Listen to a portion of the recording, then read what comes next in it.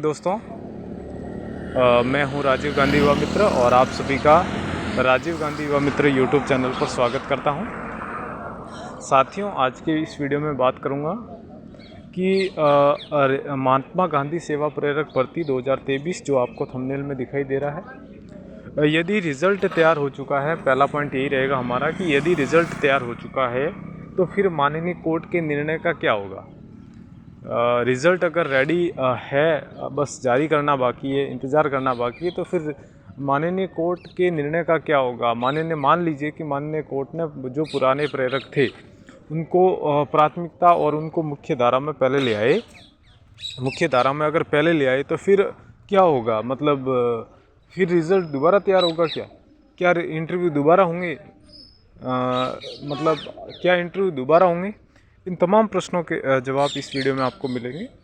इसके अलावा मनरेगा के तहत जो 2600 पद आने वाले हैं, कब आएगी और किस आधार पर आएगी। मनरेगा में 400 पद लेखा सहायक के रूप में आने वाले हैं और 2200 पद तकनीकी सहायक के रूप में आने वाले हैं। ठीक है, तकनीकी सहायक, कनिष्ठ तकनीकी सहायक के नाम से आने वाले हैं। एक मंत्रिमंडल के कल के निर्णय क्या है, ठीक है, कल यानी कि ये मेरा थंबनेल कल बन गया था, तो परसों के जो मंत्रिमंडल के निर्णय हैं गहलोत सरकार के, वो क्या है उसके बारे में भी अपन बात कर लेते हैं आज के इस वीडियो में। तो मैं कौन हूँ, एक राजीव गांधी युवा मित्र हूँ और सरकार की जन कल्याणकारी योजनाओं को लोगों तक पहुँचाता हूँ। और मैं एक छोटा सा यूट्यूब चैनल है, मैं इसके माध्यम से समय समय पर भर्तियों से संबंधित वीडियोज़ यहाँ पर अपलोड करता रहता हूँ। तो अगर आप पहली बार विज़िट किए हैं तो आप चैनल को सब्सक्राइब कर दें और शेयर करें। आपको इस चैनल पर काम की चीज़ें मिलेगी, ये बात आप फिक्स ध्यान रखिएगा, है ना। तो अब मैं शुरू करता हूँ आज का वीडियो। मेरे कहने का सेंस है कि महात्मा गांधी, पहले पॉइंट पर आता हूँ कि यदि रिज़ल्ट तैयार हो चुका है तो फिर माननीय कोर्ट के निर्णय का क्या होगा, उसके बारे में बात कर रहा हूँ।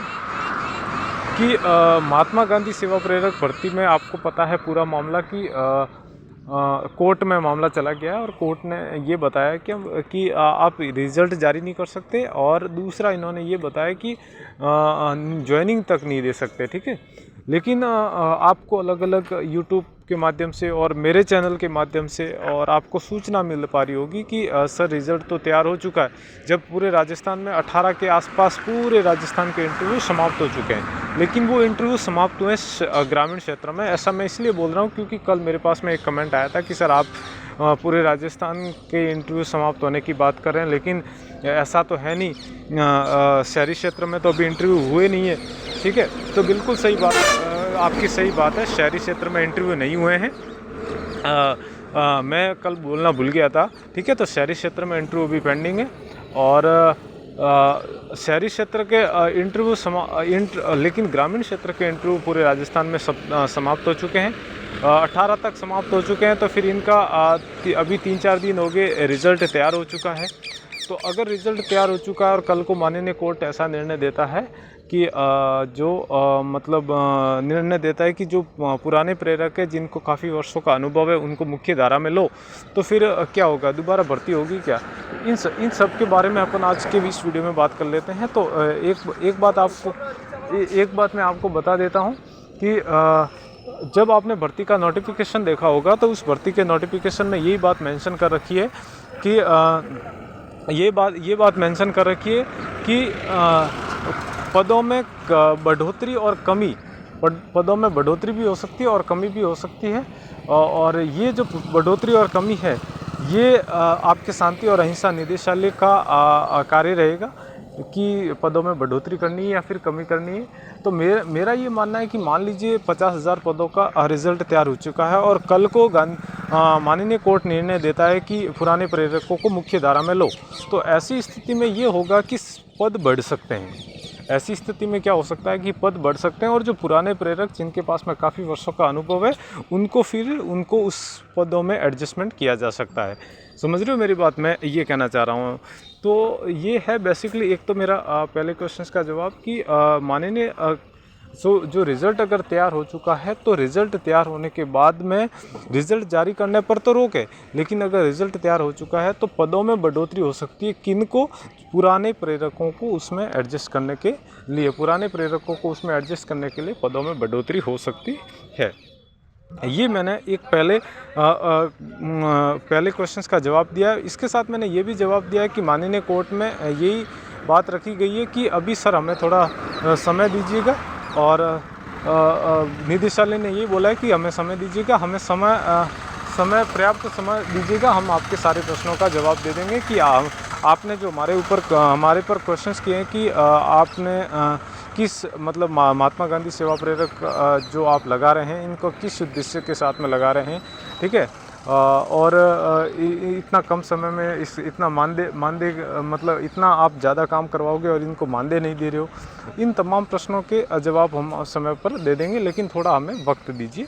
ये किसने कहा है? ये कोर्ट, ये अपने निदेशालय ने कहा है। तो अब हम आगे की बात करते हैं।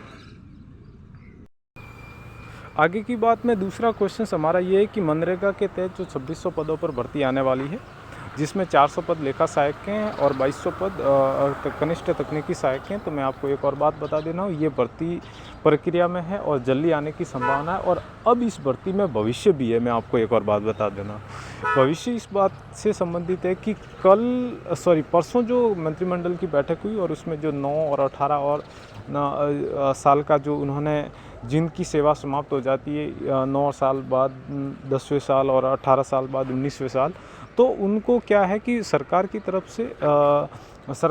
से उनको पदोन्नति के प्रावधान दिए गए हैं, ठीक है। तो उस आधार से और ये जो भर्ती है हमारी, जो नरेगा सहायक वाली भर्ती है और जो 2600 पदों पर भर्ती, ये उसके अंतर्गत ही आने वाली है, जो संविदा कर्मी के अंतर्गत आने वाली है, संविदा कर्मियों के अंतर्गत आने वाली है। तो संविदा वाली भर्ती अब राजस्थान में ख़राब भर्ती नहीं होगी, मैं क्लियर कट बात बता देता हूँ, क्योंकि अपने राजस्थान सरकार ने संविदा के लिए एक contract act hiring to civil service rules 2022 pass कर रखा है और उसमें ऐसे तमाम प्रावधान है जिसके अंतर्गत अब ये है कि आपको बस पेमेंट थोड़ा कम मिलेगा, बाकी सारी सुविधाएं एक सरकारी नौकरी की तरह मिलेगी आपको, बस पेमेंट का फ़र्क रहेगा।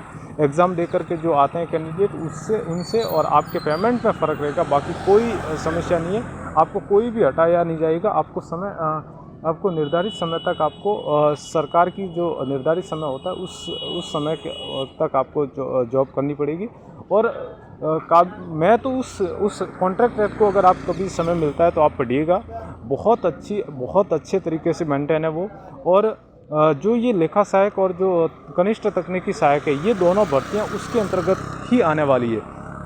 तो अगर मैं तो ये मानता हूँ कि इस महीने में आ जानी चाहिए, और अगर इस महीने में आ जाती है तो जो भी कैंडिडेट अपने योग्यता रखता है, जैसे कनिष्ठ तकनीकी सहायक में जैसे टेक्निकल फील्ड वाला कार्य होना चाहिए, और अभी लेखा सहायक में अकाउंट का और BCA वगैरह का कोई डॉक्यूमेंट है तो वो इस फॉर्म को ना चुकिएगा, मतलब वो इसको भरना ना चुकिएगा। मैं वैसे तो समय समय पर वीडियोस अपलोड कर दूंगा, लेकिन आप फॉर्म को भरना मत चुकिएगा, क्योंकि ये शानदार वाली भर्ती मैं बता रहा हूँ, ठीक है। और आपको पता है पंचायती राज वाला कार्य है, RDPRD के अंतर्गत आता है, रूरल डेवलपमेंट के अंतर्गत आता है। तो ये काम मत चुकिएगा, ये है। और मैंने इस दूसरे क्वेश्चन का मैंने यही जवाब दे रहा हूँ कि ये भर्ती सितंबर इस महीने में आने की संभावना है। और अगर आ जाती है तो आप फॉर्म सभी भरिएगा जो आप इसमें योग्यता रखते हैं। और ये इसलिए मैं बोल रहा हूँ क्योंकि इसमें संविदा अधिनियम के अंतर्गत ये भर्ती आने वाली है और पंचायती राज विभाग की भर्ती है, ठीक है। अब मैं आगे की बात करता हूँ, जो मंत्रिमंडल के कल के निर्णय हैं उनके बारे में बात कर लेता हूँ थोड़ा। हाँ साथियों, मैं बता रहा हूँ कि जो सरकार के निर्णय हैं वो मैं आपको बता रहा हूँ। 200 से अधिक सामाजिक संस्थानों को भूमि आवंटित की। कोरोना से अनाथ बच्चों को मिलेगी सरकारी नौकरी। कोरोना से अनाथ हुए हैं उन बच्चों को सरकारी नौकरी मिलेगी। कन्यालाल हत्याकांड में मुख्य आरोपियों को पकड़वाने में सहयोग करने वाले 2 युवकों को मिलेगी सरकारी नौकरी। कार्मिकों के लिए बढ़ाए गए पदोन्नति और वेतन के अवसर। और फिर है ACP योजना में कार्मिकों को मिलेगी पदोन्नति। इसमें जो मैं आपको बात बताना चाह रहा हूँ वो ये है मैं एक सेकंड नीचे हाँ, ये वाली बात है। एसीपी योजना में कार्मिकों को मिलेगी पदोन्नति पद के वेतनमान, यानी कि 9 साल, 18 साल और 27 वर्ष अगर संतोषजनक पूर्ण हो जाते हैं तो उनको ये वाली बात मैं बताना चाह रहा हूँ कि उनको क्या मिलेगी, पदोन्नति मिलेगी और उनका पे लेवल भी अतिरिक्त हो जाएगा, ठीक है। और बाकी तो आपको सबको पता है। अब मैं बीडीओ साहब के भी पदोन्नति के अवसर मिलेंगे, ठीक है। और ग्रीन हाउस ये आप पढ़ लेना, ये अपना सूजस वाला पार्ट है, अभी इतना वीडियो लंबा हो जाएगा। इसके अलावा मैं आपको इस वीडियो में ये बताना चाहता हूँ कि मैं आज 1 बजे लाइव आऊँगा, ठीक है। मैं अभी इंदिरा स्मार्टफोन योजना में कैंप में जा रहा हूं, तो इस वजह से थोड़ा साउंड आ रहा है। तो मैं 1 बजे लाइव हूँगा। आपके जितने भी पर्सन हैं महात्मा गांधी सेवा प्रेरक भर्ती और इसके अलावा राजीव गांधी युवा मित्र भर्ती से संबंधित जितने भी प्रश्न हैं उन सभी प्रश्नों के जवाब दूंगा। इसके आज की वीडियो को यहीं समाप्त करता हूं। Thank you for watching this video. अगर आप नए हैं तो चैनल को विजिट करें और अब आपकी कोई सलाह है तो कमेंट करें। Thank you again.